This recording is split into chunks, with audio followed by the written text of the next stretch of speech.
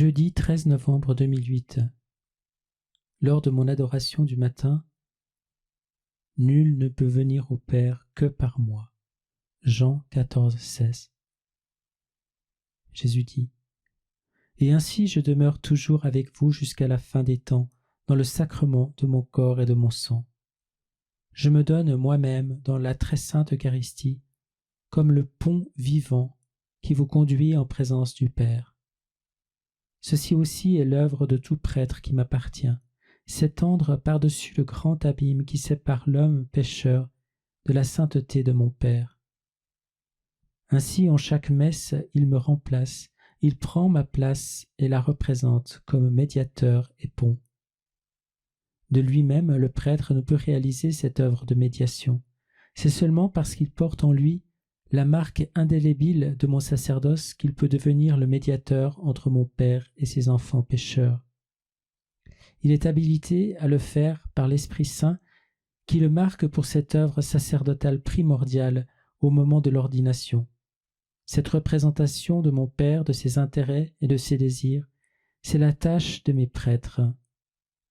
Celui qui voit mon prêtre voit mon Père, parce que j'ai mis à part mes prêtres afin qu'ils soient les images de ma sainte face dans le monde, jusqu'à la fin des temps. Plus un prêtre est uni à moi, plus il révèle avec force mon visage, et donc mon Père aux âmes. Je vais à mon Père, et tout ce que vous demanderez au Père en mon nom, je le ferai, afin que le Père soit glorifié dans le Fils. Tout ce que vous me demanderez en mon propre nom, je le ferai. Jean 14, versets 13 et 14. Jésus dit : Je ne me tiens pas seul devant mon Père. Chacun de mes prêtres participe à ma divine intercession devant la face du Père. Et j'autorise et ratifie l'intercession de tout prêtre aux autels de mon Église. C'est cela qui donne une telle efficacité à la prière du prêtre lorsqu'à l'autel il célèbre le saint sacrifice. Je désire que mes prêtres entretiennent une conversation constante avec l'Esprit Saint et vivent continuellement en sa dépendance. Qu'ils n'entreprennent rien sans d'abord consulter l'Esprit Saint.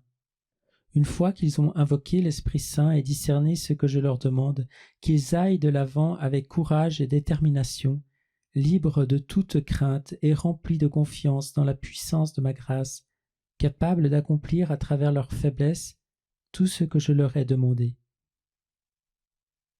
Vous me verrez parce que je vis, et vous aussi vous vivrez. En ce jour-là, vous connaîtrez que je suis dans mon Père, et vous en moi, et moi en vous. Jean 14, versets 19 et 20.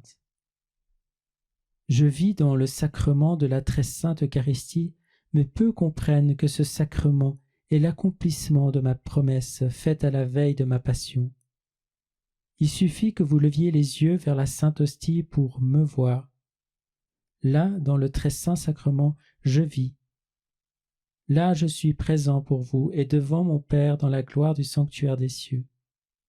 Levez vos yeux vers moi, recherchez mon visage eucharistique, et vous comprendrez que mon sacerdoce est une éternelle offrande dans le ciel et sur la terre. Par ma vie silencieuse dans le très saint sacrement de l'autel, j'enseigne à mes prêtres comment être prêtres en tout temps, et non seulement lorsque, vêtus des insignes de leur dignité sacerdotale, ils se tiennent devant l'autel pour célébrer les saints mystères. La vie du prêtre est ma vie du ciel, une constante attention au Père, accompagnée sans cesse d'intercession, d'action de grâce, de réparation et de louange au nom de tous les hommes. Il n'est pas de moment où le prêtre ne puisse m'être uni dans la louange de mon Père pour son immense gloire, en présentant la louange des saints et des anges, en élevant au Père toutes les offrandes faites sur la terre du lever au coucher du soleil. La vie du prêtre, ce n'est pas seulement sa propre messe, c'est toutes les messes qui sont offertes sur la terre, qui l'ont été ou qui le seront, et tout cela en union avec moi qui me tiens en présence de mon Père comme le prêtre éternel, la victime perpétuelle, et comme l'autel aspergé de mon propre sang. Le service que mes prêtres accomplissent dans les sanctuaires de mon Église sur la terre ne constitue qu'une partie de leur journée, un moment vite écoulé de leur temps. J'ai le désir que chaque prêtre s'unisse à mon éternel service au Père dans le sanctuaire qui n'est pas fait de main d'homme, dans le ciel. En ce jour-là, vous connaîtrez que je suis dans mon Père, et vous en moi, et moi en vous. Jean 14, 20. Oh, que chacun de mes prêtres dise avec moi au commencement de sa journée: que le monde sache que j'aime mon Père et que j'agis en tout selon le commandement que mon Père m'a donné. Levez-vous, partons d'ici. Jean 14, 31.